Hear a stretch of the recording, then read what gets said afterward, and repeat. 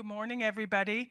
My name's Laura Arndt. I'm just giving everybody just a 5-minute grab your coffee, grab your tea, last snack kind of. Good morning, everybody. Introduction. My name's Laura Arndt. I'm just giving everybody just a 5-minute grab your coffee, grab your tea, last snack kind of. Good morning, everybody. My name's Laura Arndt. I'm just giving everybody just a 5-minute grab your coffee, grab your tea, last snack kind of. Good morning, everybody. My name's Laura Arndt. I'm just giving everybody just a 5-minute grab your coffee, grab your tea, last snack kind of. Good morning, everybody. My name's Laura Arndt. I'm just giving everybody just a 5-minute grab your coffee, grab your tea, last snack kind of. Good morning, everybody. My name's Laura Arndt. I'm just giving everybody just a 5-minute grab your coffee, grab your tea, last snack kind of. Good morning, everybody. My name's Laura Arndt. I'm just giving everybody just a 5-minute grab your coffee, grab your tea, last snack kind of. Good morning, everybody. My name's Laura Arndt. I'm just giving everybody just a 5-minute grab your coffee, grab your tea, last snack kind of. Good morning, everybody.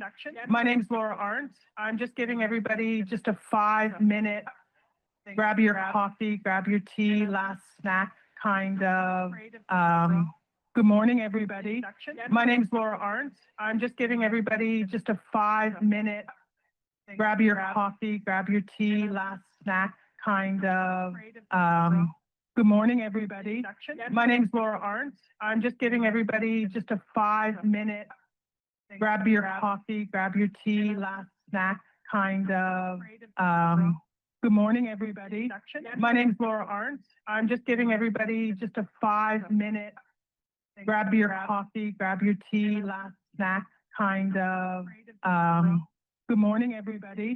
My name's Laura Arndt. I'm just giving everybody just a 5-minute grab your coffee, grab your tea, last snack kind of.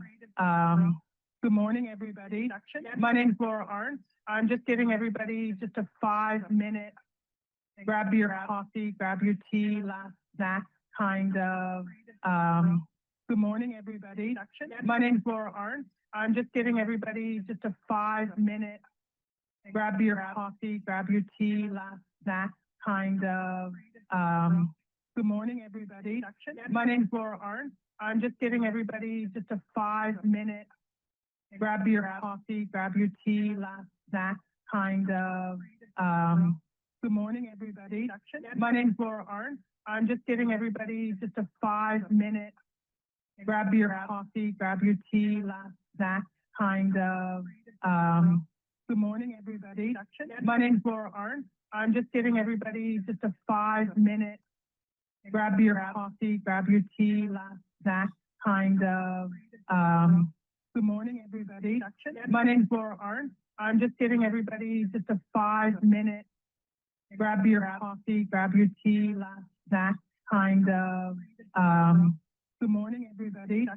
My name's Laura Arndt. I'm just giving everybody just a 5-minute grab your coffee, grab your tea, last snack kind of. Good morning, everybody. My name's Laura Arndt. I'm just giving everybody just a 5-minute grab your coffee, grab your tea, last snack kind of. Good morning, everybody. My name's Laura Arndt. I'm just giving everybody just a 5-minute grab your coffee, grab your tea, last snack kind of. Good morning, everybody. My name's Laura Arndt. I'm just giving everybody just a 5-minute grab your coffee, grab your tea, last snack kind of. Good morning, everybody. My name's Laura Arndt. I'm just giving everybody just a 5-minute grab your coffee, grab your tea, last snack kind of. Good morning, everybody. My name's Laura Arndt. I'm just giving everybody just a 5-minute grab your coffee, grab your tea, last snack kind of. Good morning, everybody. My name's Laura Arndt. I'm just giving everybody just a 5 minute, grab your coffee, grab your tea, snack kind of, good morning, everybody. My name's Laura Hart. I'm just giving everybody just a 5 minute, grab your coffee, grab your tea, snack kind of, good morning, everybody. My name's Laura Hart. I'm just giving everybody just a 5 minute, grab your coffee, grab your tea, snack kind of, good morning, everybody. My name's Laura Hart. I'm just giving everybody just a 5 minute, grab your coffee, grab your tea, snack kind of, good morning, everybody. My name's Laura Hart. I'm just giving everybody just a 5 minute, grab your coffee, grab your tea, snack kind of, good morning, everybody.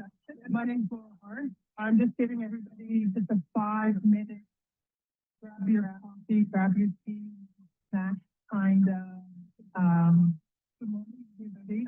My name's Laura Hart. I'm just giving everybody just a 5 minute, grab your coffee, grab your tea, snack kind of, good morning, everybody. My name's Laura Hart. I'm just giving everybody just a 5 minute, grab your coffee, grab your tea, snack kind of, good morning, everybody. My name's Laura Hart. I'm just giving everybody just a 5 minute, grab your coffee, grab your tea, snack kind of, good morning, everybody. My name's Laura Hart. I'm just giving everybody just a 5 minute, grab your coffee, grab your tea, snack kind of, good morning, everybody. My name's Laura Hart. I'm just giving everybody just a 5 minute, grab your coffee, grab your tea, snack kind of, good morning, everybody. My name's Laura Hart. I'm just giving everybody just a 5 minute, grab your coffee, grab your tea, snack kind of, good morning, everybody. My name's Laura Hart. I'm just giving everybody just a 5 minute, grab your coffee, grab your tea, snack kind of, good morning, everybody. My name's Laura Hart. I'm just giving everybody just a 5 minute. If everyone can Please take grab your their seats, we're going to get started. So my name is Laura Arndt. I'm the Secretariat Lead at the Secretariat Secretariat. We are located at Destination Grand River in Ishwaugan. We have been, so my name is Laura Arndt. I'm the Burial Investigation. If everyone can take their seats, we are located at Destination Grand River. 4.5 years that we've been at this work. We have been, so my name is Laura Arndt. I'm the Burial Investigation. If everyone can take their seats, we are located at Destination Grand River. 4.5 years that we've been at this work. We have been, so my name is Laura Arndt. I'm the Burial If everyone can take their seats, we are located at Destination Grand River. 4.5 years that we've been at this work. We have been,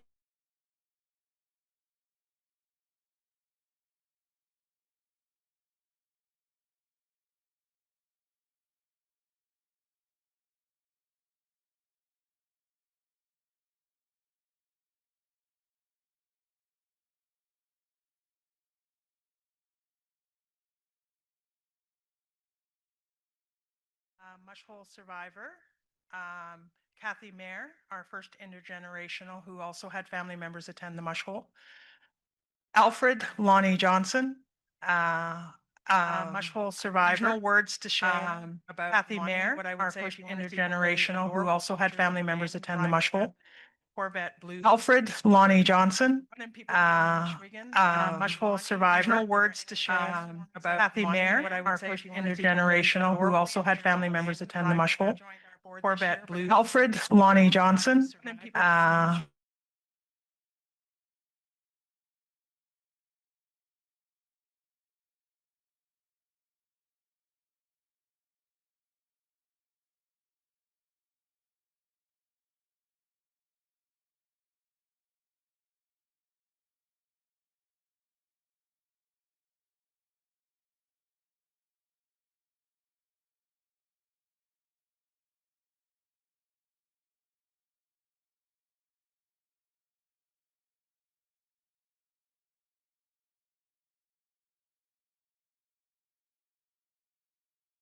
She would make me say goodbye, Bompe, in her language, so that I didn't limit myself to one language. So these are the people I work for. I'm very proud of working for them. She would make me say goodbye, meet the people who drive pay. We do at the secretary in her language, so that I didn't limit myself to one language. So these are the people I work for. I'm very proud of working for them. She would make me say goodbye, meet the people who drive pay. We do at the secretary in her language, so that I didn't limit myself to one language. So these are the people I work for. I'm very proud of working for them. She would make me say goodbye, meet the people who drive pay. We do at the secretary in her language, so that I didn't limit myself to one language. So these are the people I work for. I'm very proud of working for them. She would make me say goodbye, meet the people who drive pay. We do at the secretary in her language, so that I didn't limit myself to one language. So these are the people I work for. I'm very proud of working for them. She would make me say goodbye, meet the people who drive pay. We do at the secretary in her language, so that I didn't limit myself to one language. So these are the people I work for. I'm very proud of working for them. She would make me say goodbye, meet the people who drive pay. We do at the secretary in her language, so that I didn't limit myself to one language.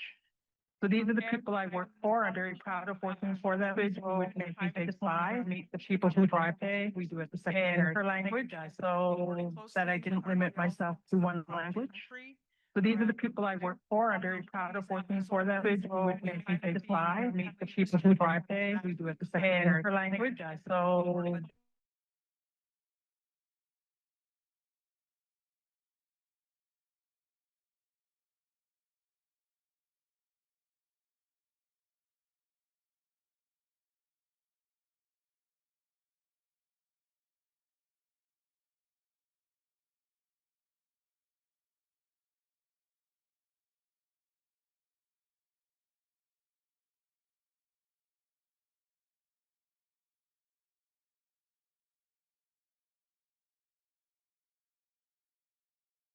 fits.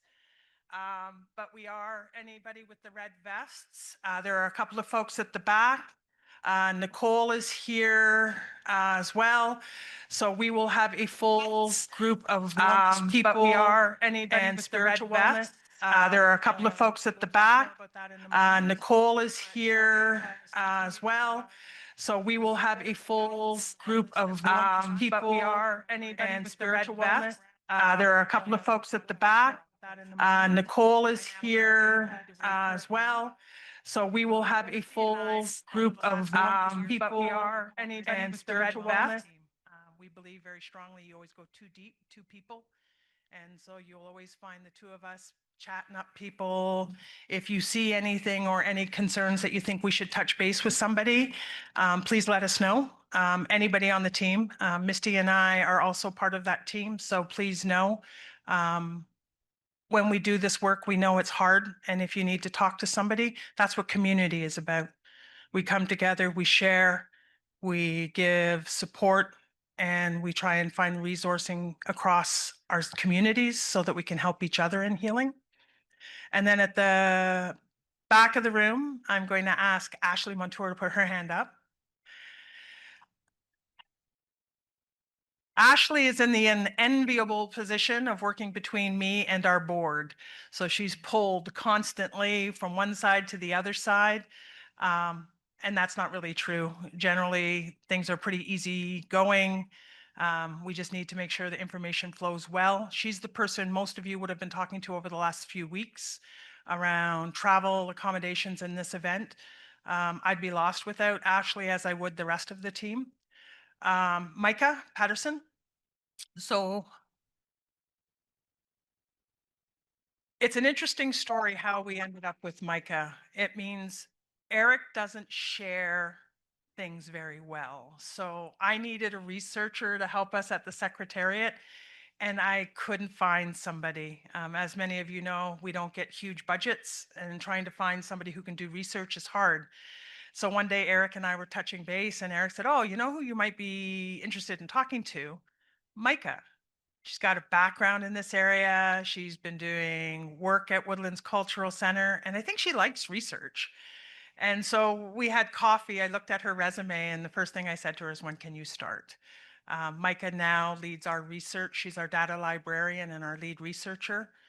And then at the very back of the room is Liviu Georgescu. Liviu is our IT director.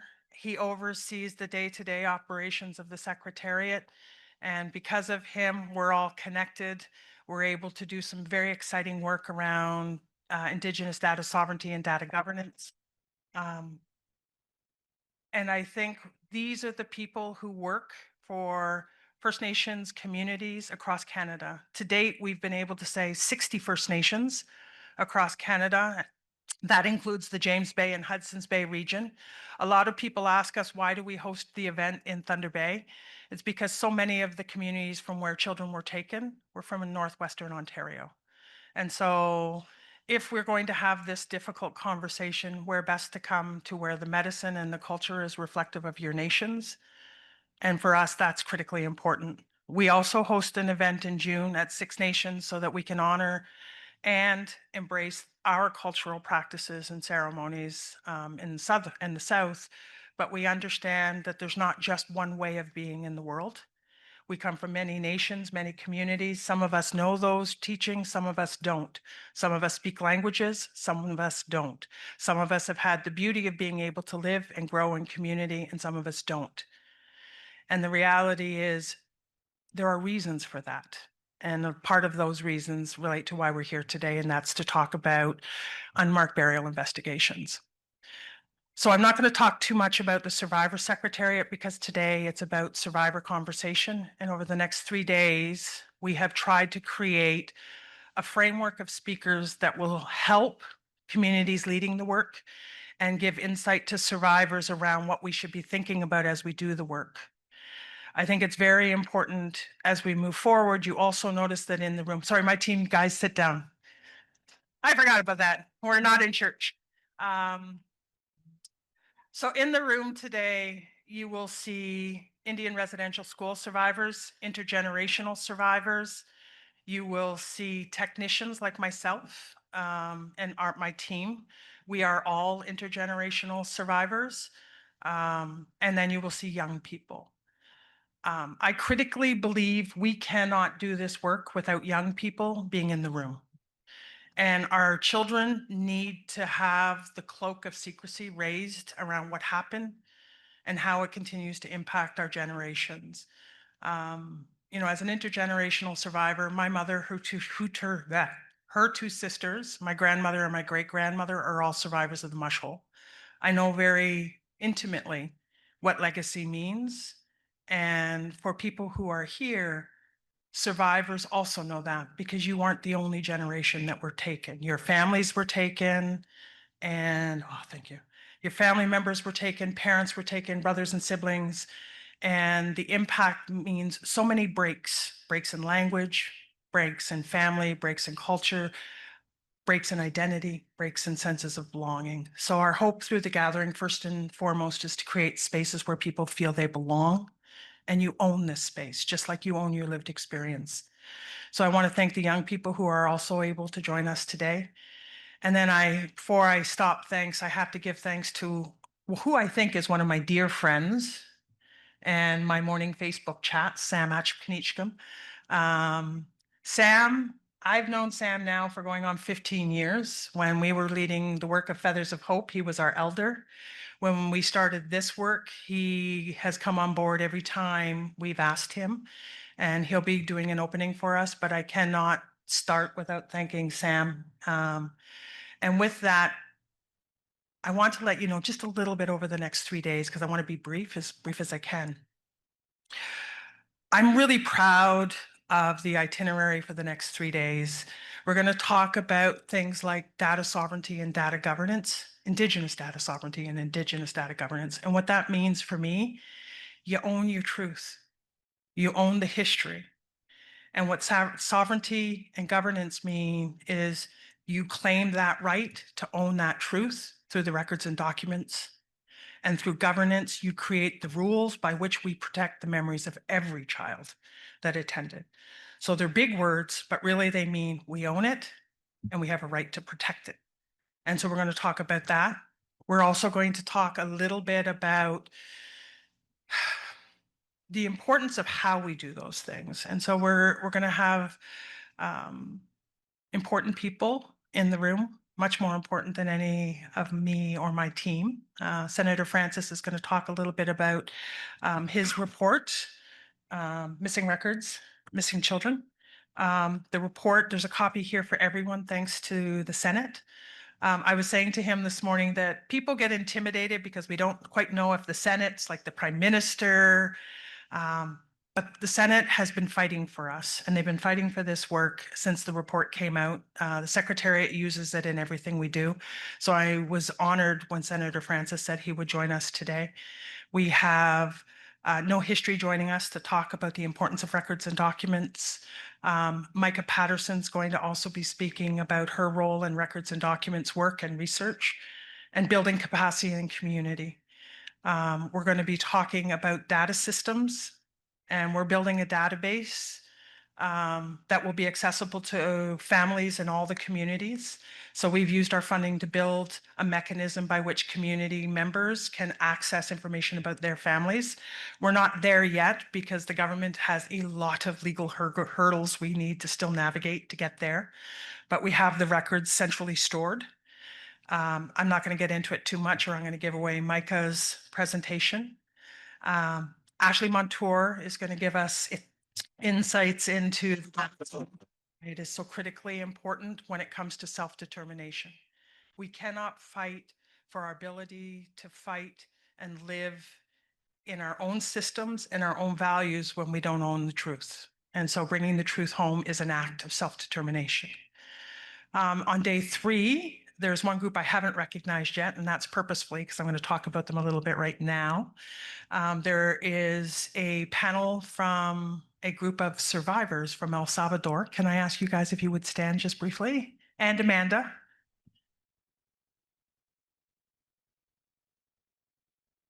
I won't say too much, but this is a survivor group. And it's critically important that as we do this work, we learn from the work that are communities around us. Amanda, who works with the group, is with Western University, and we've been working with them collaboratively now for about 2 years. And how they've approached community work and community projects is phenomenal. And I'm hoping you'll really enjoy what they have to share. I won't make you stand as long as I did the team. And then we also have the commissioner from Tuam, Ireland, Tuam in Galloway, talking about the mothering in children's homes, babies' homes, and an investigation that's being led into the deaths of Irish babies. Their mothers were put in these mothering homes. We thought it was important to bring them into this work because what many people don't know is volume 4 of the TRC's report into unmarked burials was driven quite a bit by the work that was being done in Ireland into their unmarked grave investigations. And so we really wanted to provide you insights around how different communities undertake work. And so over the next 3 days, we do anticipate it could get very emotional. So please, I joke about our gang colors, but our wellness teams are both from the south and from the north. I am very proud of the partnership we have with Nicole Baxter and the wellness team at NAN, so that we can make sure that medicines and cultural traditions are preserved in this space. We also have a sacred fire and a teepee out back. So sunrise ceremonies happening each day. And if you need to go to the fire, please let us know and we'll make sure you have tobacco offering and you have the resources you need. But we hope it's a good 3 days. I welcome each and every one of you and thank you so much for joining us at this event. Our hope is there will be more, but one of the true realities right now is none of us knows where the funding issues are. Canada has announced that the funding will be ending as of March 31st of this year. We received $0 last year. At first, it was because there were concerns that we, as a secretariat, had misspent funding. And then when their Cernac's auditor looked at our review, all of our audits, there were no concerns.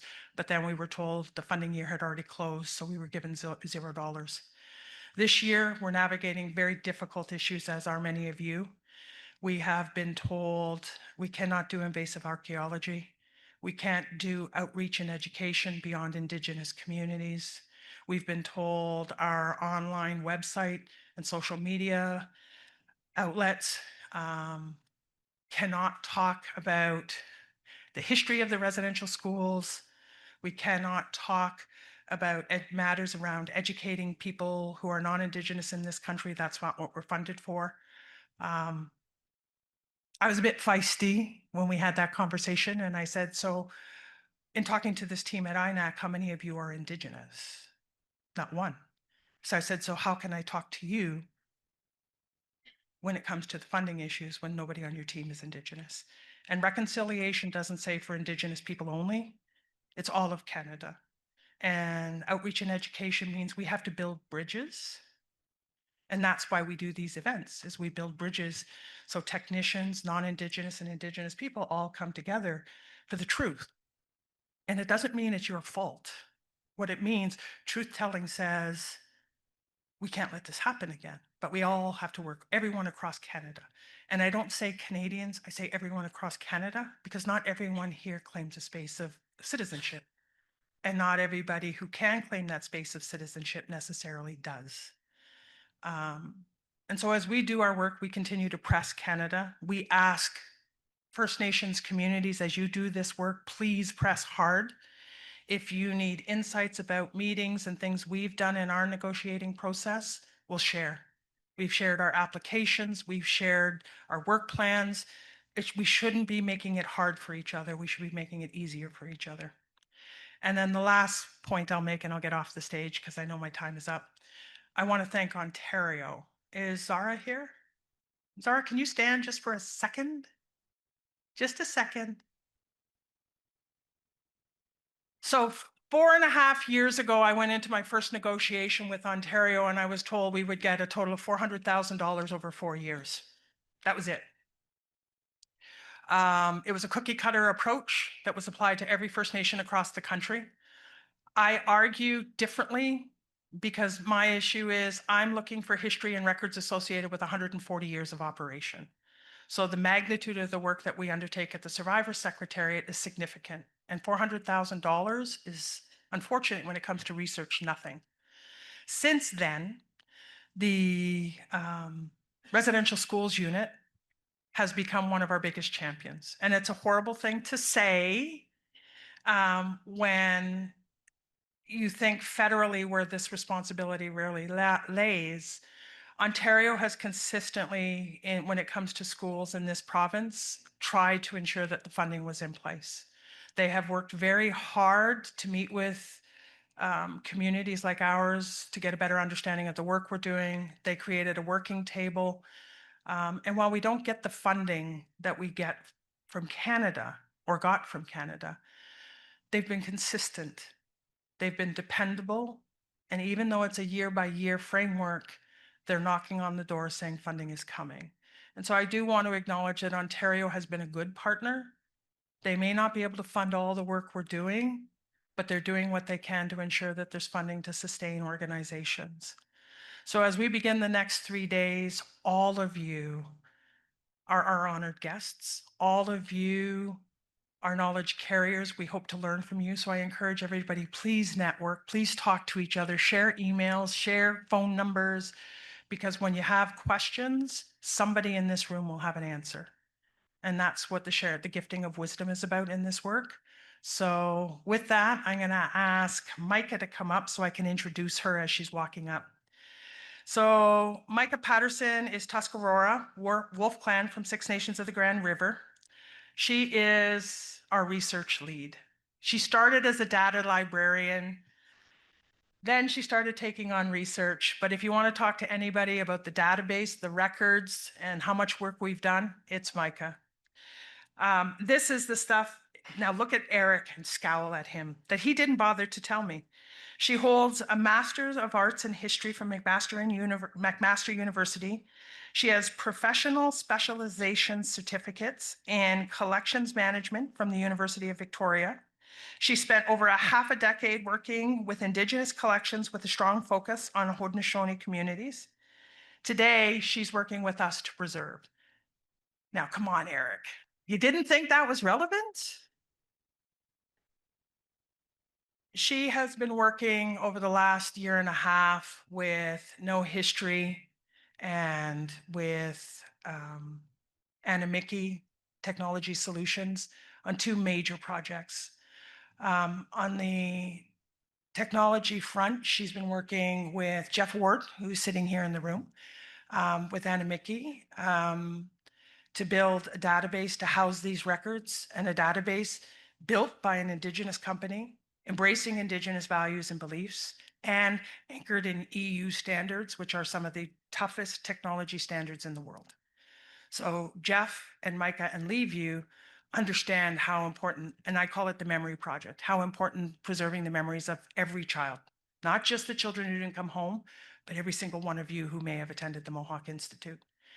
We're now, I won't get into it because Micah's going to talk about it, but that's the work she does. She's also been working with No History to create a mobile exhibit overviewing the history of the Mohawk Institute.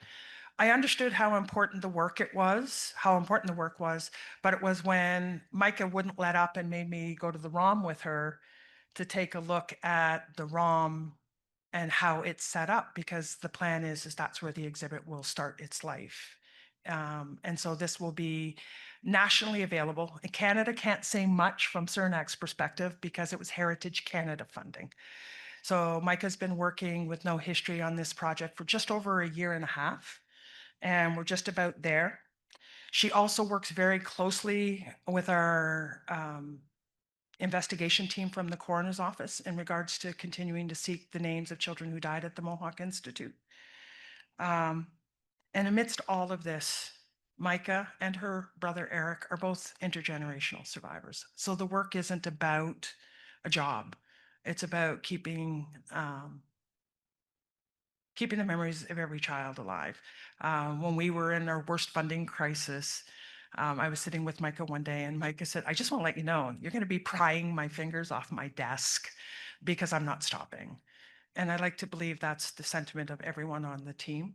So with that, I would like you to welcome Micah Patterson to talk about her work, and she's going to be moderating today.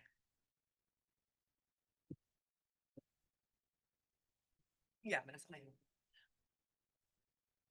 So also just good morning, everyone. But before I begin, it's obviously important for us to bring our minds together and start in a good way. So I would like to welcome Elder Sam Achmanichkum to the stage to open us up.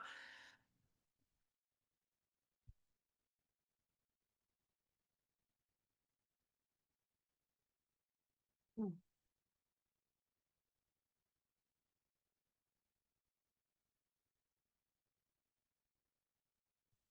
40 minutes later. Thanks, Laura.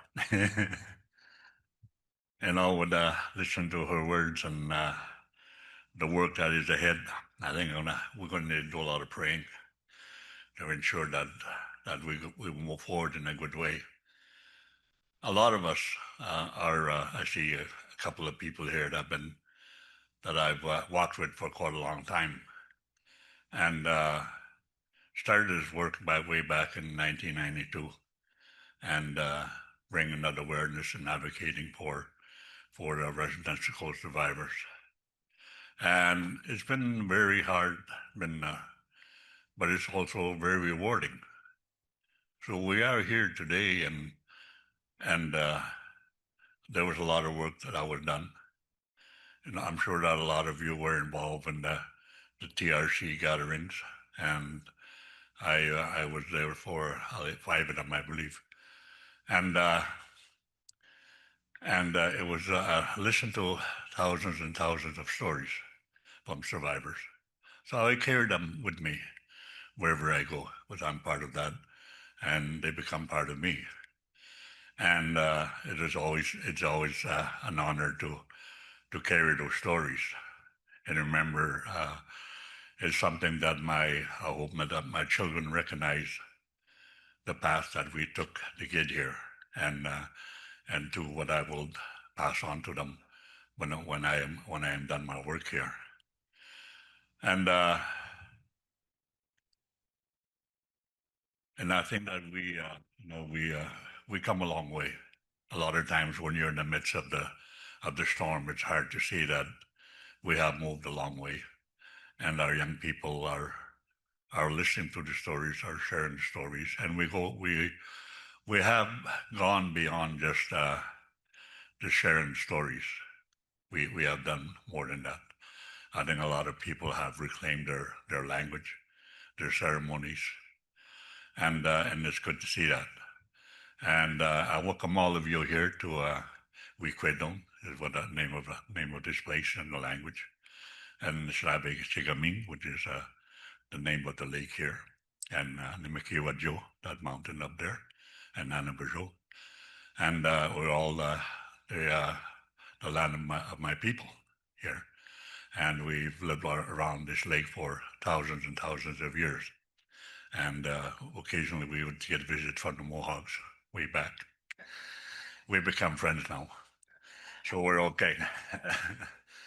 And you know, and sometimes it's good to sit back and look where we come from.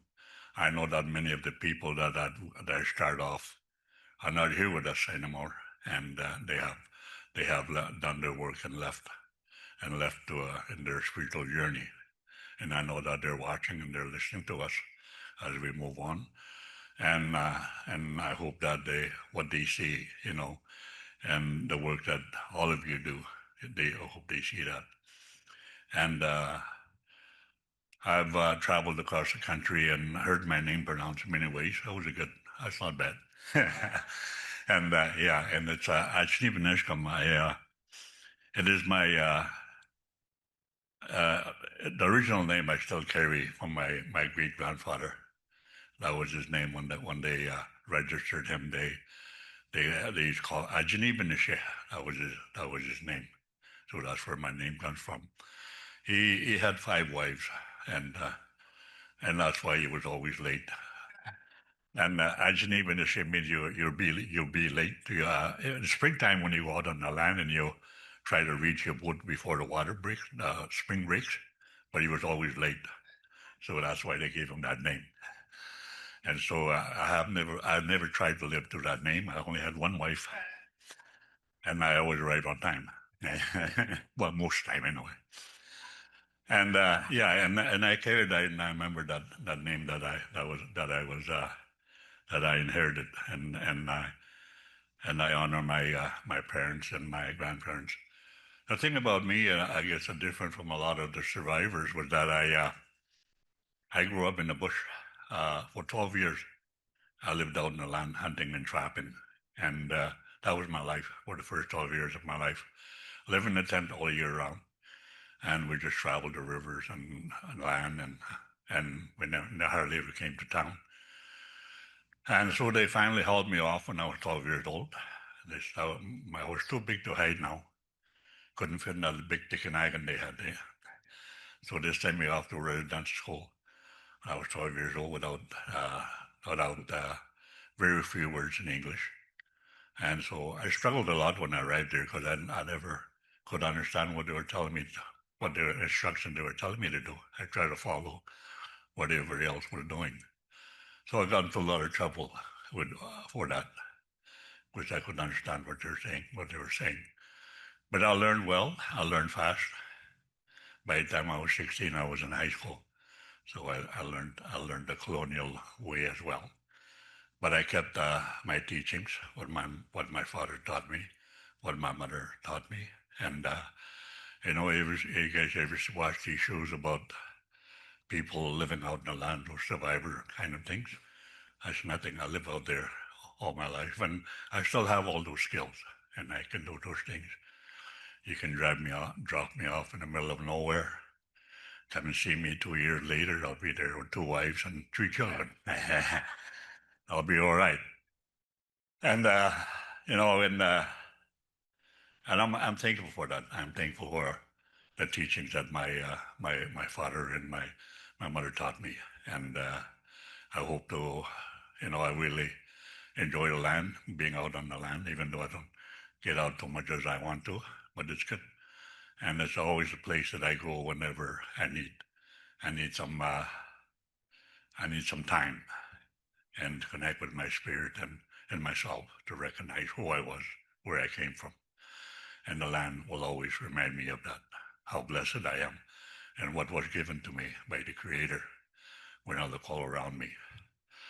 And in the teachings, in the midday teachings, in the creation story, when there is it is said that everyone has that right to a good life, Minomatsuin. It is what the Creator gave us in the beginning, and when He created us, and it's not. It was not given by the government or anybody, or church or anybody. The Creator gave us that Minomatsuin. So we honor that life, that spirit that is given to us. So whatever we do, wherever we walk, we remember that. We use that in a good way because we have the right to that good life. So I hope that our children remember that, and I hope that our grandchildren remember that. Am I supposed to pray or something? I don't know. but I think in the words are prayers. You know, when we talk about those things, the reminders of the important things in life, I guess, and the path that we're all on. And I hope I was told that there's people here from all across Canada, except for New Brunswick. I don't know what happened there, but they're all here. So I welcome you all to Wiquidom. Now I will pray. It reminds me of one time this guy talked for 2 hours, and at the end he said, "Now I'm going to pray." I thought he was doing that all the time. I habujo shamanito. Kawaskuneta sinusikenemigo. Makwando dem. Ominga si de gue non come ga gishigak. Sege gunwe ka abundamani de gue. Buksen manani de gue shamanito. Shawena menangi de gue. Oega mamu biangi de gue non come ga gishigak gue. Miswe e abundamanga we shawin dike wani de gue. Wiki by na biangi de gue. Kibak sentiment ni de gue. The minamamu biangi de gue. The bajamuyangi de gue. Web mat swinunja. Mam kwen mga dohi de gue, ni jan snanik, o sa snanik i de gue. Ego gue wan to yang i de gue, anin ke ni se mosse at we winoa. Di kenda moa to na pchemina se gue mat suwen i de gue. Di kenda moa de saigi wewen, sa wen di ke wen i de gue. E buksen an de gue de gen di si ke wen naning we, temino seg, wen seg e gon i de gue. Misa we bangi we, kai ki diani de go ek shemani do. After ki chimingas ki de go musege gonwe. A shwen misiani de go. Ha migwech. Hi. Migwech. Hi.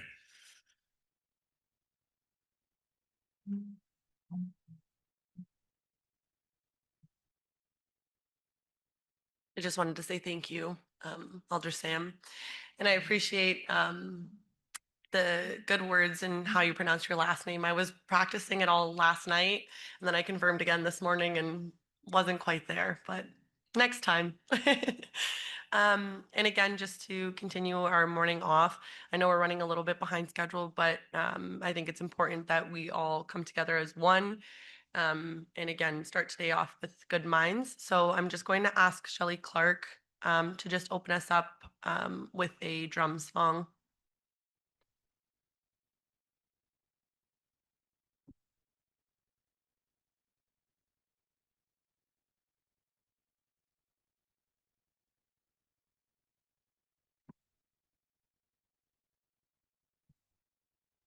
Bonjour, Annie.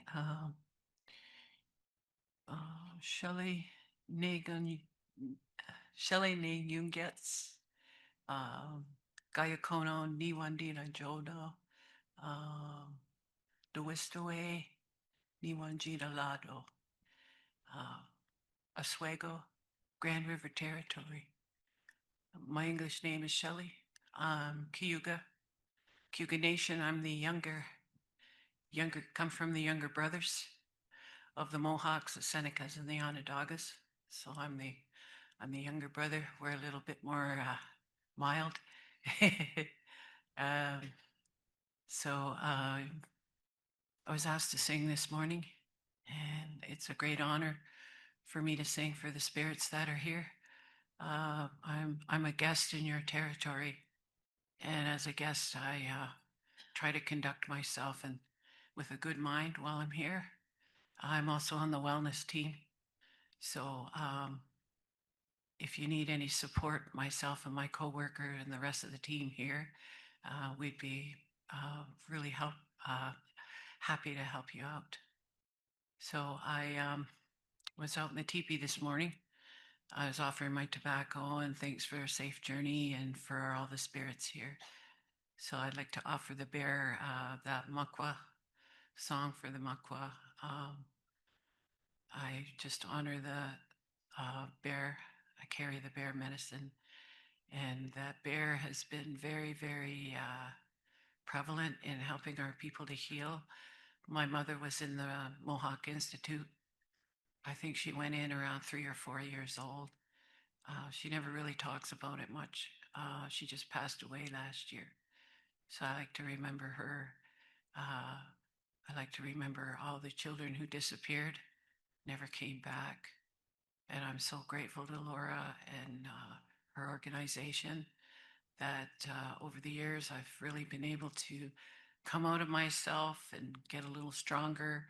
As a traditional person, I work mostly with spirits, but through her direction and the direction of the Secretariat, I've been, and the direction of my coworker Misty, I've been able to get exposed to outreach. So and get a little bit more, come out of my shell and get a little bit more comfortable with working with the people. So I just offer this song to your ancestors and the territory, spirits of the territory, that Megazy and all those who came before us and walked this very difficult path. I'm so grateful we're all here today and for the children yet to come.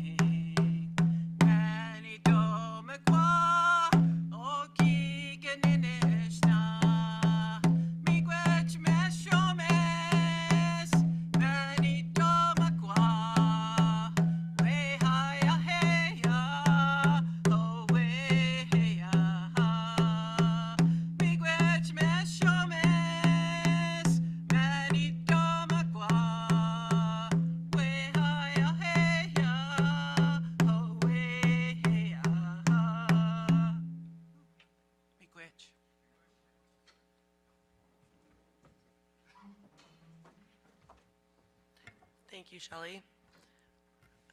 So yeah, we're now at the time where I'll get into my presentation.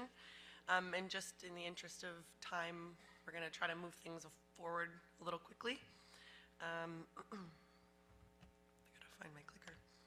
Okay, so good morning, everyone. My name is Micah Patterson, and as Laura mentioned, I am the data librarian and lead researcher with the Survivor Secretariat. I am the granddaughter and niece of former students of the Mohawk Institute Indian Residential School and the Carlisle Indian Industrial School.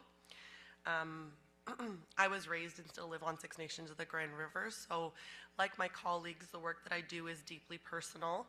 And every day we witness the legacy of the Mohawk Institute and how it has impacted our families and communities. We work collectively to assist in the healing journey of our survivors, families, and ourselves. And overall, our goal is to provide context, clarity, and getting answers to survivors in their lifetime.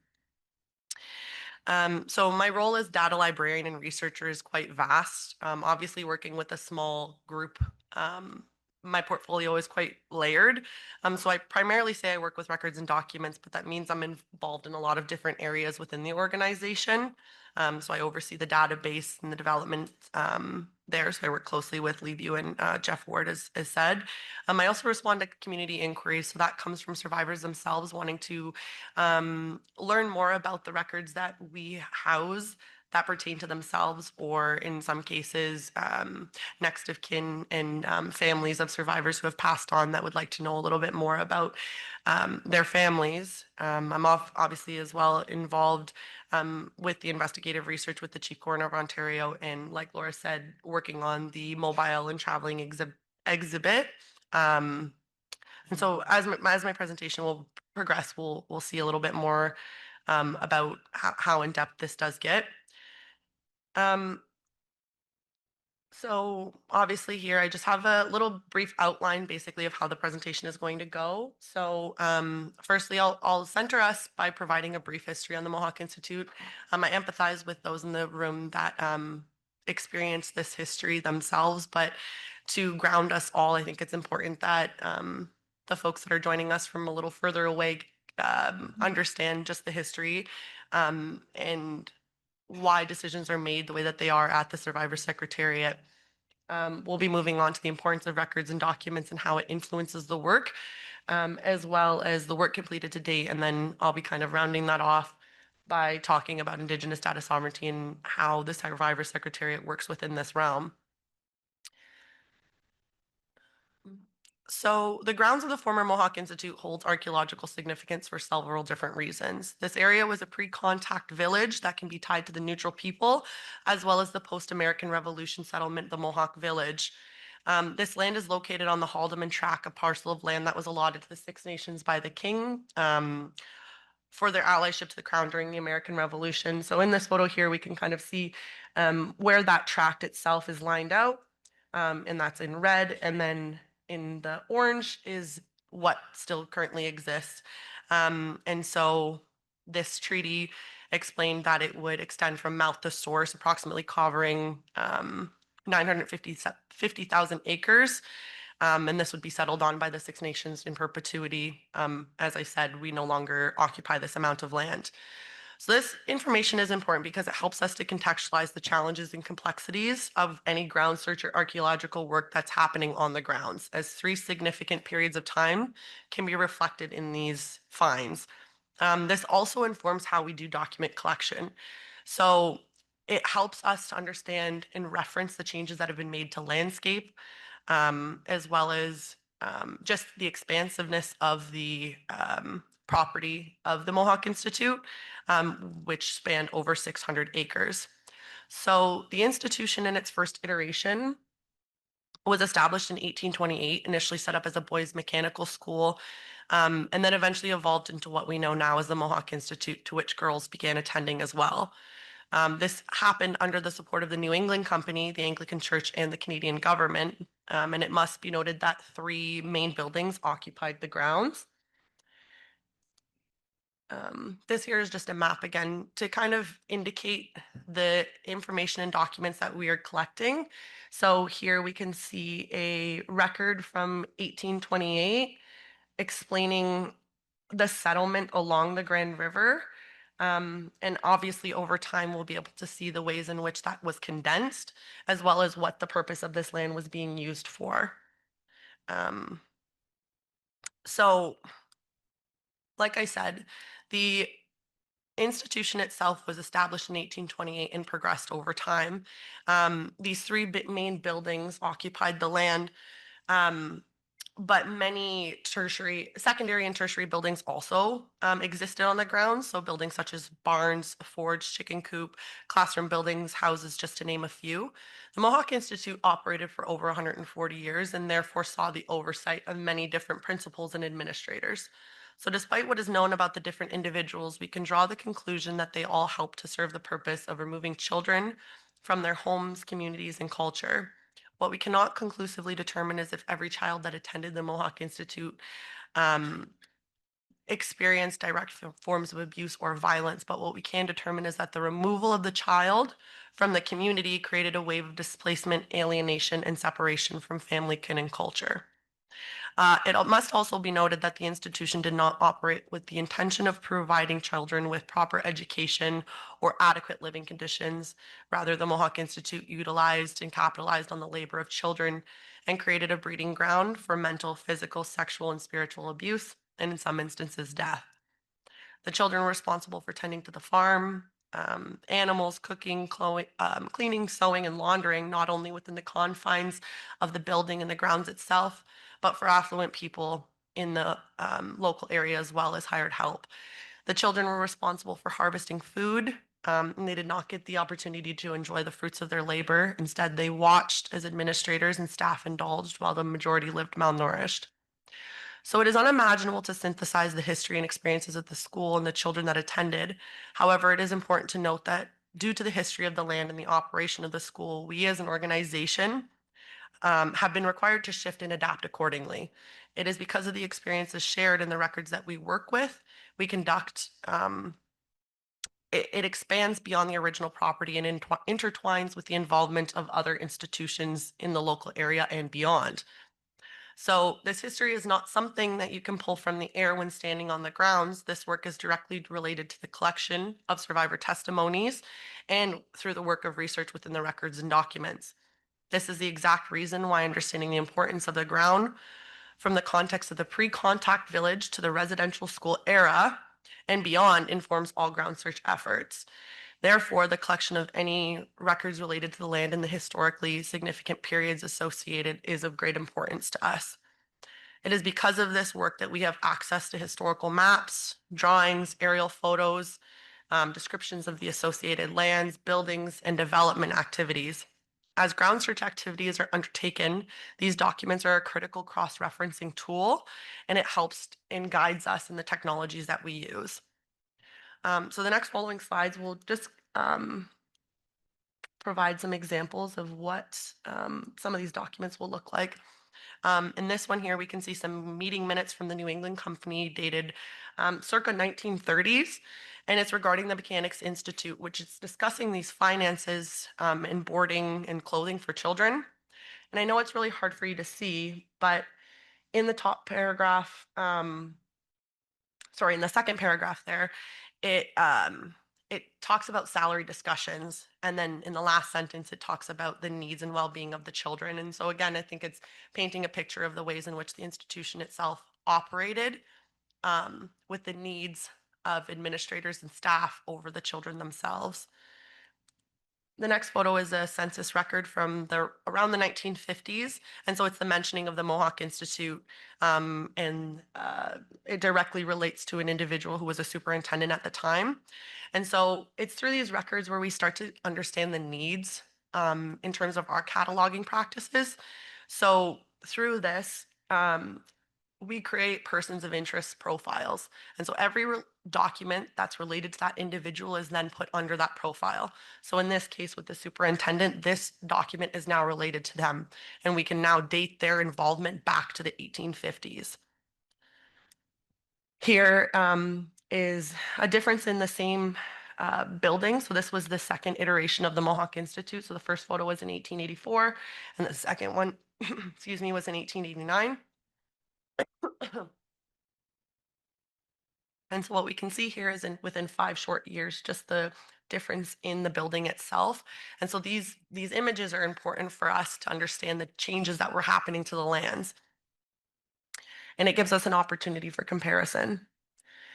This photo here, I always like to include in any presentations or speaking engagements. This was images in 1917 and 1934 of the farm and just the lands. So again, it's just illustrating the depth of work that children were forced to conduct. What we're working with is full-fledged farming buildings and equipment that were tended to by children. This here is a document explaining a fire that took place in 1903, which burned down those previous buildings. And so in the document itself, it discusses, it's from the New England Company, it's a journal entry, and it discusses admiration at the perfect control and discipline of Principal Ashton, where he was able to maintain calmness among the children and staff during such a sudden and terrible surroundings. And then in the subsequent paragraph, it talks about the need to rebuild another school and increase capacity. So immediately in devastation, it's of great concern to rebuild and increase more. This was on the right, an image from a newspaper clipping, again, talking about the fire that took place in 1903. And this image here isn't from 1932. The building was rebuilt in 1904, but this is the one that still currently stands in Brantford, Ontario. So again, we move from a smaller dwelling to an overt and large institution that would then take on thousands more children. So with that all said, the Survivor Secretariat was established in 2021, and the work initially intended on to uncover and find the missing children and unmarked graves related to the Mohawk Institute following the announcement from Kamloops. Our objective now is to organize and support the efforts to uncover, document, and share the truth about what happened at the Mohawk Institute during its 140 years of operation. This expansion occurred because the truth for every child that attended the Mohawk Institute deserves to be acknowledged. So beyond utilizing these historical records to influence and inform the efforts of the ground search initiatives, this work that we're engaged in is a memory project. The reality is that what is living within the documents is some of the only existing information related to a child. So through that, our lead has been inspired and has adopted the term "say their names," especially as it pertains to this work. To know who died, we must know as much as we can about the children who attended. So this helps us to understand the children that cannot be accounted for. So when we say their name, it is because of archival research that we can do that. So for us to be able to have a comprehensive list of over 6,200 children with additional identifying information is a great accomplishment, but we're not done. The work ahead is this. We must link ground search and archival research to name the children who need us to bring them home. There are still unnamed and unaccounted for children that we are working tirelessly to find. The memories of the children live within the records and on the grounds, and our goal is to do everything in our power to ensure that this is captured and recorded in a safe and meaningful way. So with the help of Know History, whose efforts have been contracted since 2021, we have been able to access over 50 archives in other repositories across Canada, Ontario, Canada, and England. 37,000 documents have been tagged and saved in an internal database. 20,000 additional files have been identified for review. 2,100 key persons. So these are classified as any individuals that had some type of involvement with the school, essentially anyone who wasn't students or parents. And so this would be examples of staff, teachers, administrators, Indian agents, farm hands, and 6,200 children. Along with this, we've isolated 60 impacted communities, including those 2 geographical regions. And it's continually revealing the need for this to be a national conversation, which is why it's so important to be in spaces like this, where we can bring people across the nation together to talk about the work that's happening. In addition to all of this information,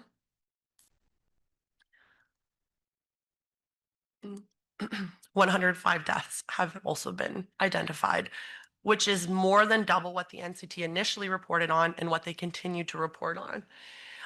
It is because of the work related to records and documents that we have been able to identify these additional numbers. So when the term death is used, it relates to those who died at the school, as well as those who were sent home, sent to a sanatorium, or sent to a hospital to die. So in essence, these deaths are added because it can be associated as a cause and effect of the Indian residential school system. Excuse me. I'd also like to note that this work is far from over. One large sum of records are still yet to be released by Canada. A total of almost 30 million additional documents are waiting to get in the hands of organizations and communities across the country.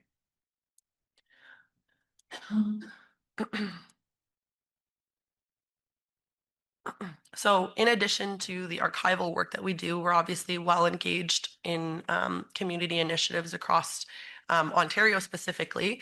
So as Laura had noted, we host gatherings in Brantford as well as in Thunder Bay, and it's helping again to bring that national level conversation. It's at these gatherings where the talking and connection is at its highest form. To gather survivors in a room allows for them to connect and reconnect with others of shared or similar lived experience, providing the opportunity for presentations, panels, discussions, and open mics is where these testimonies and truth tellings can be fostered and collected. So one example we have is we have the archival resources as well as the archaeological technologies to be able to create maps, but there's still gaps. And so one example is at last year's gathering in Brantford, we had had this activity where we asked survivors to take sticky notes and fill in some of these gaps where we might be missing some information. And we were able to come across particularly men because it's relating to outside of the school itself, what was being grown in the gardens and what was being harvested, as well as where we were finding trails where children were taking rather than taking the main road. And getting feedback like that is incredibly important to us because again, it helps for us to know where we need to continue to search. Another aspect of my job is obviously to respond to community inquiries from survivors themselves or their family members. This process is an ongoing one, and it helps to provide answers to the questions that have long gone unanswered. I also help with assisting any internal research requests for blog posts and reports. And another major project that we as the Secretariat have undertaken is the development of a mobile and traveling exhibit project that explores the history of the Mohawk Institute using first-person narrative. So this exhibition will discuss how the residential school system perpetuated acts of violence, acts of genocide, utilizing existing discourse within genocide studies. The exhibition will explore and use supporting material to show how the institution intentionally and willingly participated in acts of genocide. And the biggest undertaking of the Secretariat to date has been the development of the community archive that will hold all data collected. And this wouldn't be possible without the help of Anna Mickey, an Indigenous tech company out of Victoria, British Columbia. This work has been taking a phased approach, and the initial stagings have been completed, and all data from our internal research database has been transferred. And so we're able to work into the community archive to date. So this all came from the need for ease of access for survivors and their families to be able to view records and documents related to their loved ones. Ensuring the privacy and protection of information is of utmost importance to us. Historically, records and documents of these kinds have been exploited and used for personal gain by researchers and academics. This database is designed for survivors and their families. Anna Mickey has worked diligently to ensure that these needs are met, constantly taking suggestions and altering the space for us. Our next phase will be working on the front end development, and that's where survivors and their families will be able to view these types of records. This portion will be user friendly and consider the needs of the aging survivor demographic. With all of that said, all of this work has encouraged and led to us to developing policies and protocol that ensures rights to access. I'm also excited to let you know that later on when Jeff Ward will be presenting, he'll be able to show a bit of a demo with some test data that we have of just the back end space of the database itself. And of course, with this work comes heavy information for the need for trauma-informed approaches. We will ensure that the database has built-in features that ensures the well-being of anyone accessing the records. Along with these functions, our wellness team has been and will continue to be essential to the function of not only our office, but the supports for anyone else who may need them. The development of the community archive is essential for bringing these children home, as it will house all data collected and lived beyond the duration and scope of the Survivor Secretariat. This has all been created by implementing OCAP and CARE principles. Data sovereignty and data governance is incredibly important because it ensures the historical exploitative nature that has been normalized stops with us. So the First Nations Information Governance Center created a practice principles OCAP, and it's guiding for Six Nations data sovereignty that stands for ownership, control, access, and possession. These principles assert First Nations rights to control their own cultural data and information, ensuring communities determine how their information is collected, protected, and used and shared. The CARE principles are a framework for Indigenous data governance that stands for collective benefit, authority to control, responsibility, and ethics, developed by the Global Indigenous Data Alliance. These people and purpose-oriented principles aim to ensure Indigenous peoples have a central role in the governance and data collected about their communities, strengthening their own self-determination and allowing them to benefit from their own data. So for us, we must ensure the protection and privacy of every child that attended the Mohawk Institute. Both living and those no longer with us deserve dignity and respect. This means that we engage in meaningful and trustworthy partnerships, and only entering agreements where the data stays with us and the confidentiality is maintained. All data we've collected is stored and stewarded on Six Nations of the Grand River Territory, and that includes all information in backups as well. Nothing is stored in the cloud, and as Laura alluded to, we abide by EU standards. We've established protocols to ensure rightful access, so a rigorous process to ensure information isn't being mined has been set in place, and we can confirm identity and connection, and we will steward the information as long as needed until communities are ready to take this on. So how does this all connect? All work related to records and documents informs ground search efforts. Survivor testimonies help to isolate areas of interest. So bringing survivors together is critical to this work. The memories of the lands, the buildings, and children live within the memories and experiences of the survivors. Understanding their lived experience is critical to informing everything that we do at the Survivor Secretariat. Their truths, ground search efforts, and records and documents cannot be separated. All data that is on the grounds that has been collected is research itself and is collected in-house, kept in-house, sorry.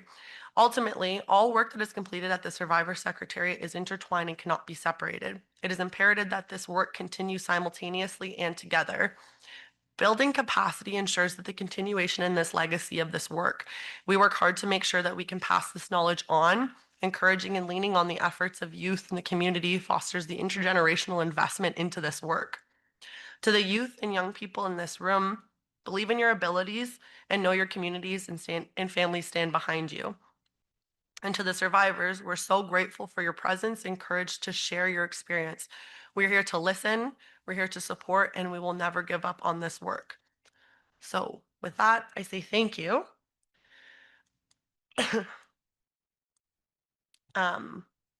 And initially, I know in the agenda here, we had a break scheduled, but in the interest of time, we do need to move quite quickly. So from here, we're going to be moving on to Senator Brian Francis.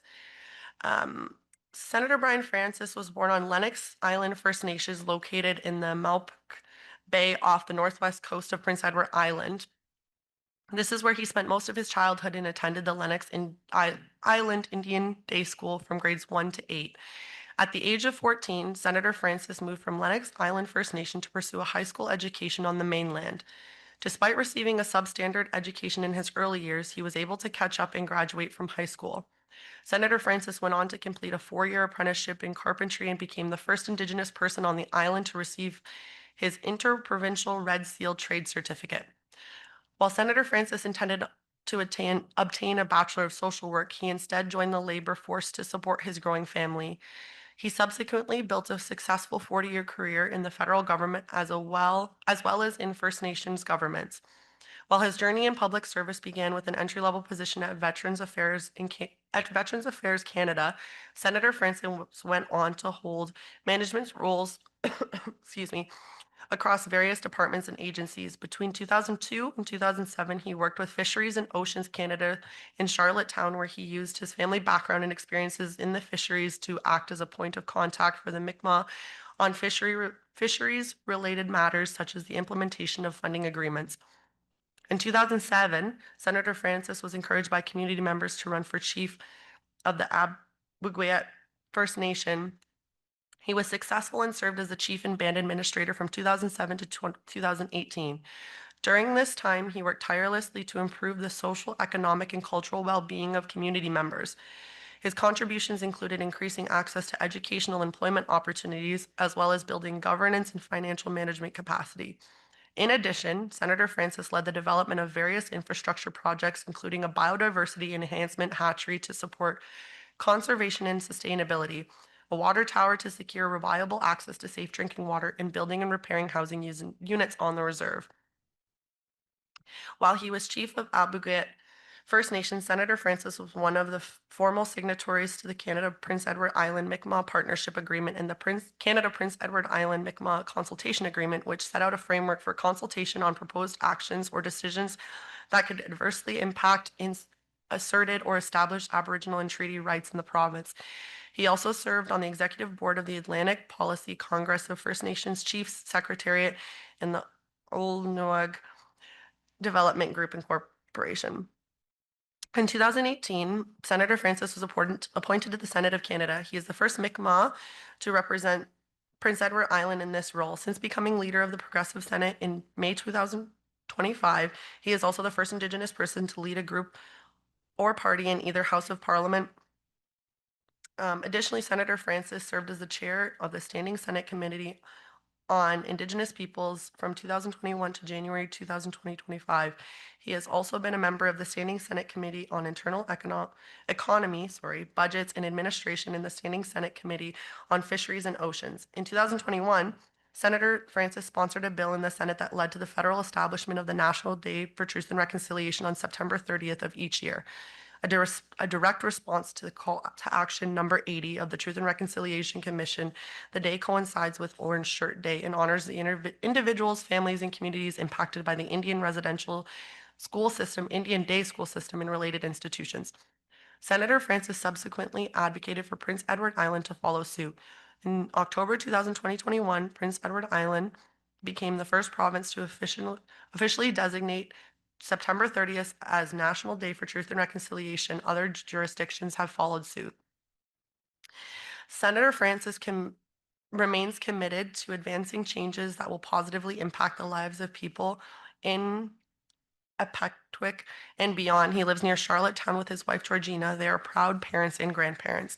So I'm honored to welcome Senator Brian Francis to the stage to present. Welcome.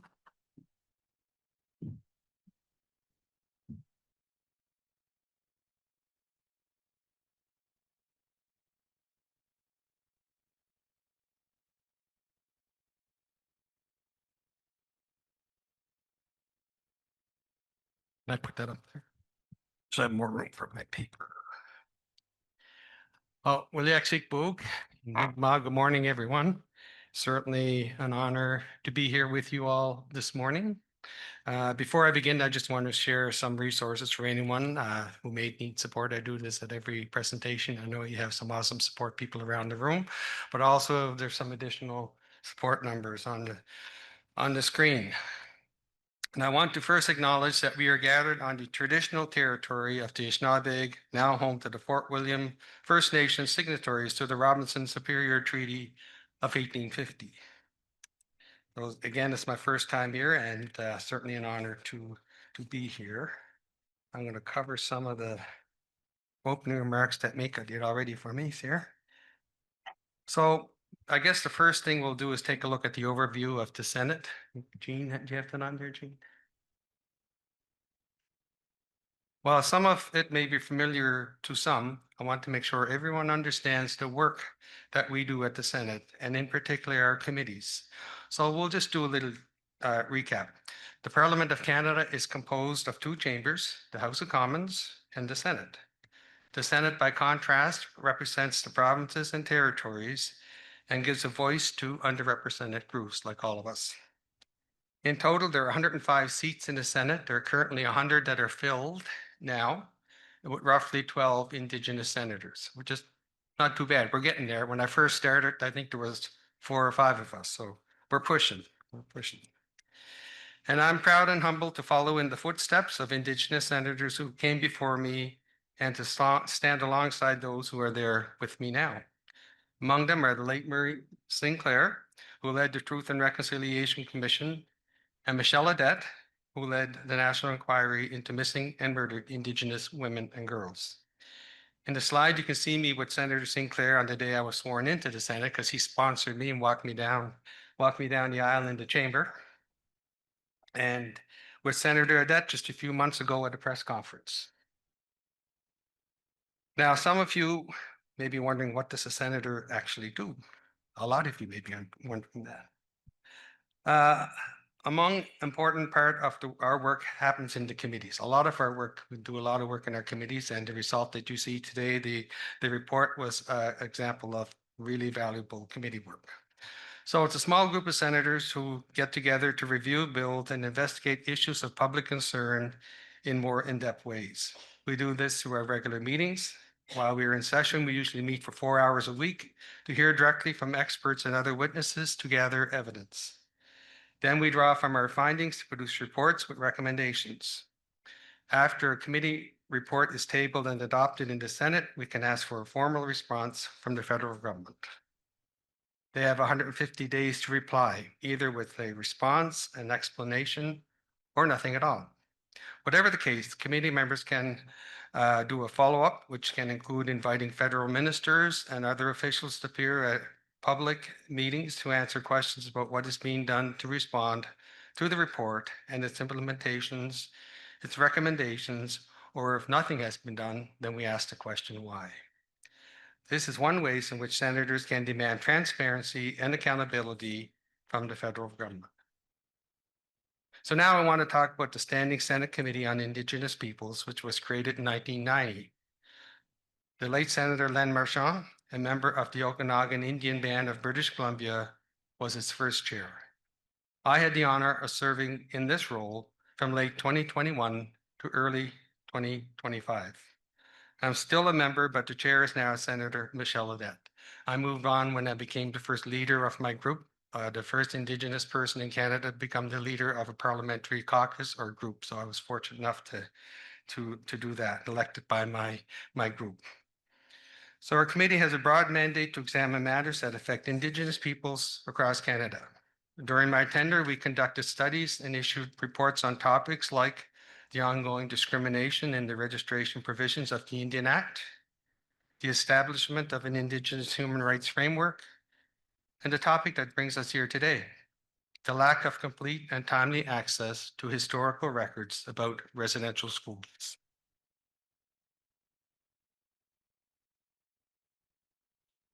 Next, I will turn to the focus of my presentation today, our committee's report, Missing Records, Missing Children, released in July of 2024.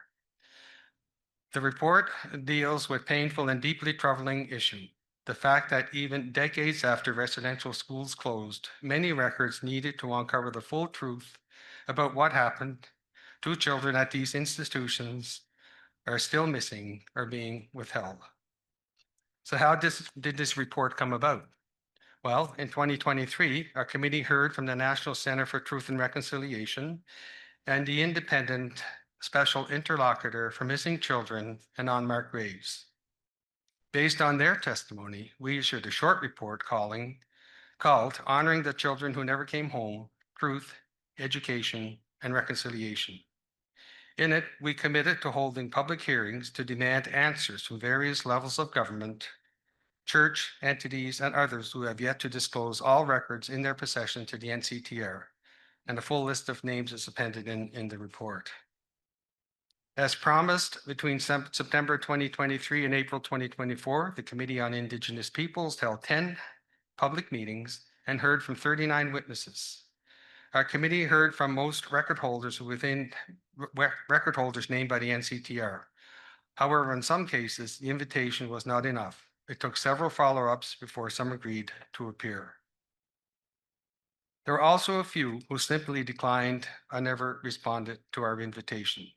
And it wasn't through our lack of trying. We tried really hard to get everyone. But overall, the willing participation of our witnesses was essential to our work. Now that I've shared how the study came about, I want to take you through the 11 recommendations contained in our report.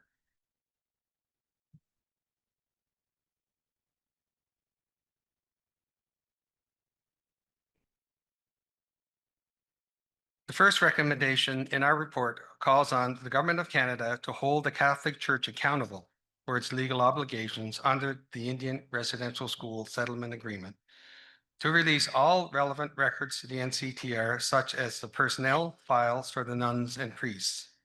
Why is this recommendation important? While the experiences of the survivors are foremost record of this shameful part of our history, there are also many historical records that help us understand what happened at residential schools and other institutions where children were transferred to, such as hospitals, orphanages, sometimes in different jurisdictions. So these records are not just paperwork. These records can shed light into what life was like for children taken into the residential schools and where the missing ones may be buried. But there is not one single piece where all this information exists. The evidence is scattered, found in thousands of small pieces spread across dozens of cabinets and archives and across Canada and even beyond.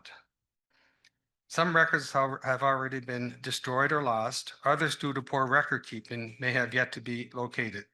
So we really need Canada to move quickly to preserve these records. Our second recommendation calls on the Government of Canada to support and fund national and regional efforts led by Indigenous peoples to locate and retrieve historical records. The report, based on witness testimony, highlights a few promising initiatives already underway across the country. The Government of Quebec, for example, passed a law in 2021 that allows Indigenous families to access records related to children who went missing or died after being admitted to provincial or religious organizations prior to 1992. The law also allows, in some cases, for exhumations. Media reports show that at least 3 children have been exhumed, and you can see it on the slide there. In the report, we suggest that this framework could be adopted by other governments in Canada.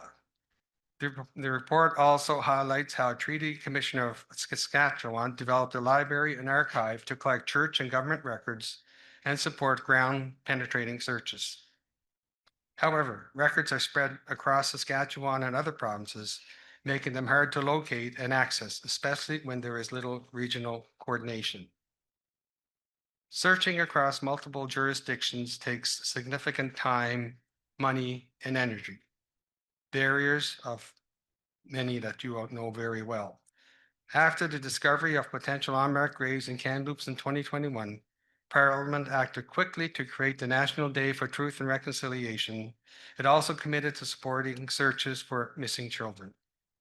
But just last summer, around the same time our report was released, the federal government announced major funding cuts, putting this sacred work, led by Survivor Secretariat and others, at risk. That is unacceptable. We need Canada to support and fund efforts to create centralized databases or access points that improve access to records across multiple jurisdictions, especially since some children were transferred across various jurisdictions, province boundary lines, and so on. So it's very hard to locate and access the many records needed to shine the light into their lives and deaths. This work can be guided by community-led initiatives, such as the Survivor Secretariat, that work to protect, access, and interpret their own records and lead investigations according to their own laws and traditions. So in this recommendation, we call on the federal government to support and fund efforts nationally or regionally to help Indigenous people more easily access records held by government departments or agencies, each with their own rules for access and management.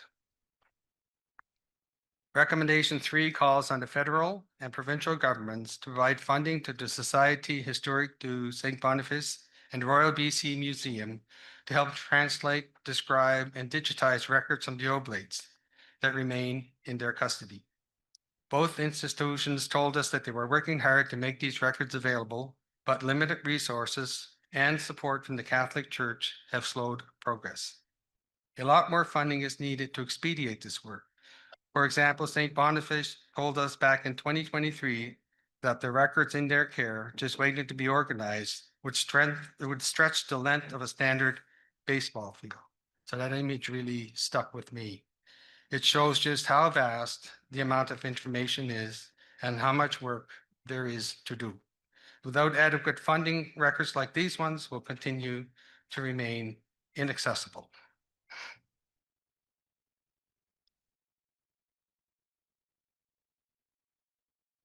Recommendations 4 and 5 emphasize the urgent need for adequate sustained funding for both the Residential Schools Document Advisory Committee and the NCTR. Why is more funding needed? In short, because the federal government holds an estimated 23 million records related to residential schools. The number will continue to increase as the scope expands to include other institutions. In order to process the large volume of incoming records, the NCTR needs increased funding to strengthen its internal capacity, including staffing, technology, and more, so that important records can be properly organized, digitized, and shared with survivors, families, and communities. Similarly, our committee called on the federal government to provide stable and adequate funding for the Residential Schools Document Advisory Committee to continue its vital work of locating and transferring federal records to the NCTR. Unfortunately, a few months after our report was released, it was reported that the chair of the advisory committee and other Indigenous members suspended their roles due to lack of funds. When the news first broke, I spoke out publicly in public support of the advisory committee, including on APTN. A year later, it is unclear what, if anything, is happening with the advisory committee. Last I heard, no work was being done. This situation really underscores why our committee stressed the urgency of long-term stable funding, not just short-term project funding, so this critical work can continue without interruption or uncertainty and is not delayed indefinitely. Now we move to recommendation 6. Right now, because there is no common terminology and limited understanding of history, Indigenous peoples requesting information are often told that there is no relevant records that exist, even when they do.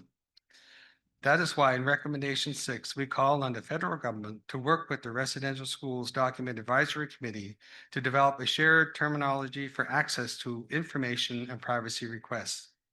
We also want to see clear guidance on which records must be provided to the public. These changes are essential to ensure consistent understanding and accurate disclosure of records. Unfortunately, I'm not aware of any steps taken so far to improve transparency or accountability in this area. Now we move on to recommendations 7 and 8.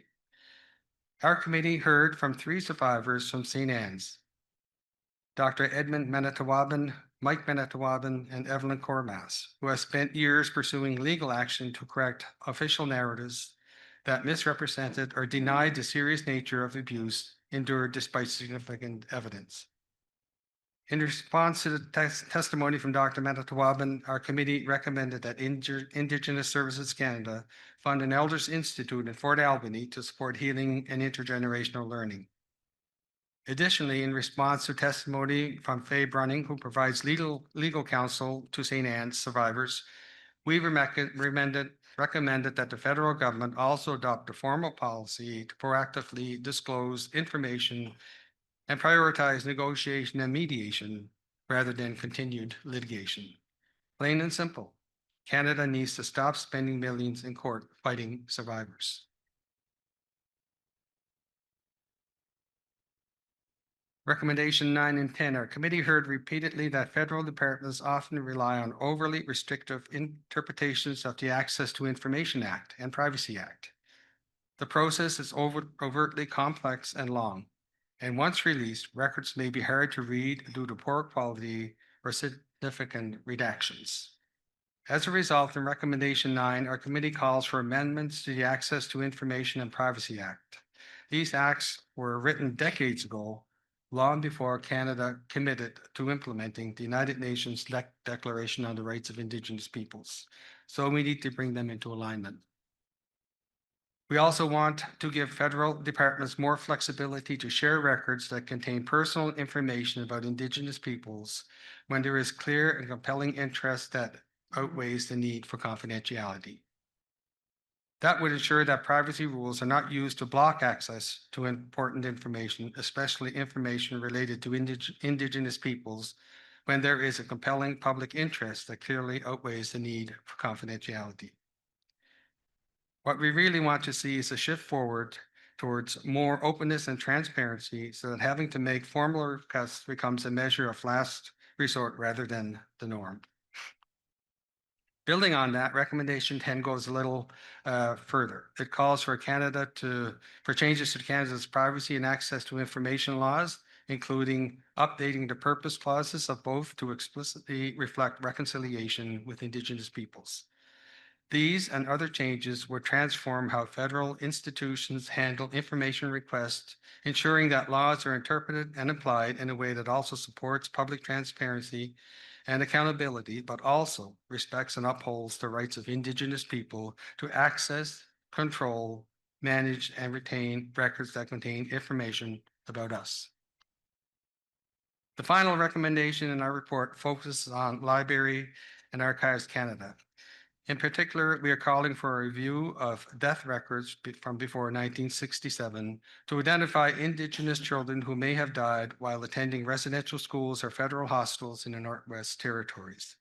In 1967, when Yellowknife became the capital of the Northwest Territories, the territorial government moved away from Ottawa to Yellowknife. As a result, records were split between the two locations, making access and research much more difficult. Additionally, the death records of some who were taken far away from home are held in other jurisdictions, and that complicates matters further.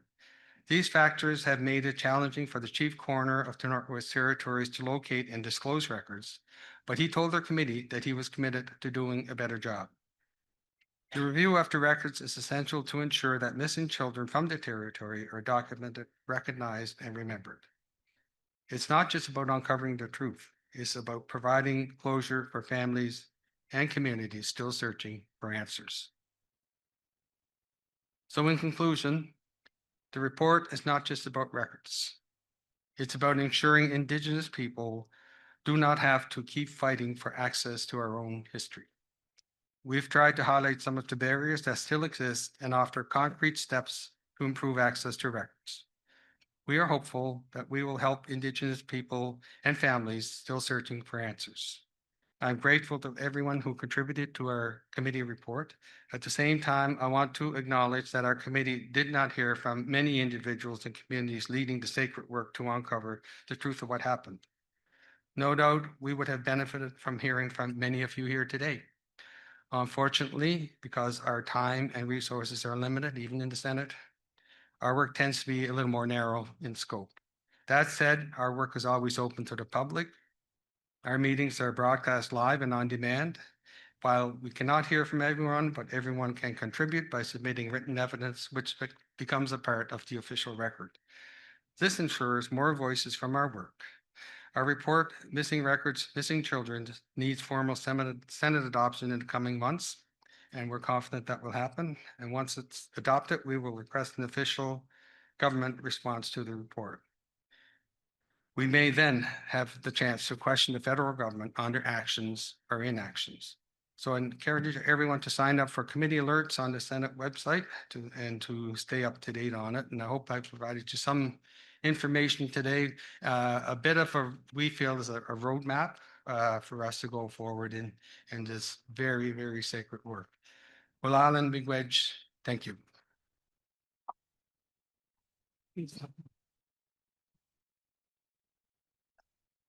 Hello, can everyone hear me? Okay.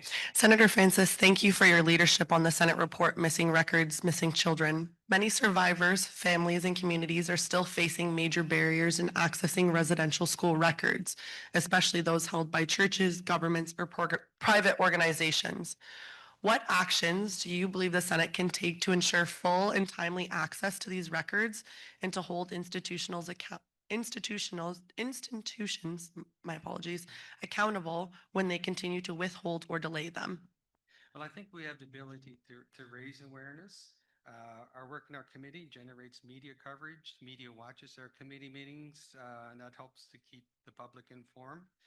And we can also invite witnesses to testify at our committee meetings. We can write to ministers. We demand answers from ministers on what is being done or what is not being done. So various avenues that some may not realize that we can help them. So, and I'm here today to say any way I can help. Thank you. Building on that, access is only one part of the solution. Indigenous data sovereignty is essential to ensuring that residential school records are governed by and remain within Indigenous communities. How do you see the federal government supporting the transfer and long-term protection of these records in ways that uphold Indigenous ownership, laws, and protocols? I think the key is, first of all, Indigenous-led, in partnership with the government, not vice versa, the government telling Indigenous people we'll do it, but we'll do it this way. That's always been in the past. So partnering with Indigenous governments in a meaningful way, providing long-term, secure, adequate funding, not just project-based funding. This is going to take a long time. And in my opinion, if the government is really committed to doing this, they have to act on it and provide the proper funding. Funding should not be an issue. And again, like the infrastructure, the proper training, whether it be through researchers, whatever it takes to get the communities up to speed and keep them there. That's the only way we're going to do this, because it's such a big task. You know, it's spread out across Canada. You know, my family went to Shubenacadie Residential School, you know, so even in Eastern Canada. So it's all across Canada. So proper funding, partnership. Absolutely. Thank you so much again, Senator Francis. I really appreciate your time. We're all very happy to have you here. So thank you. Thank you.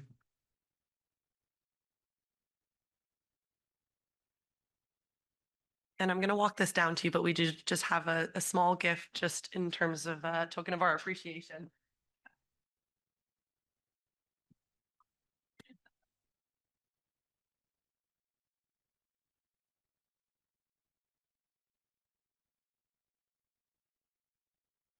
So just kind of continuing on, and a little bit of housekeeping. We were trying to keep things on schedule, so we may have dropped the ball on that a little bit.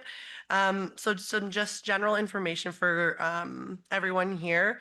All meals and breaks, snacks and everything will be served in the McGilvery room. And everyone can see the times in their agenda. There are washrooms just outside the main doors here, left towards the restaurant, and then another left just past the sign-in table. Again, the folks that are helping with mental health and wellness are wearing red vests. So if you are seeking that type of support, please just keep an eye out for the red vests. The Point de Meuron room is the medicine quiet room. So if anyone, again, is looking for, oh, it's upstairs. It is upstairs. And so we have a little bit of time now, so I would just recommend that we take a short break. So if anyone wants some light refreshments or to use the washrooms, we'll be back at 10 after 11 to introduce our next speaker.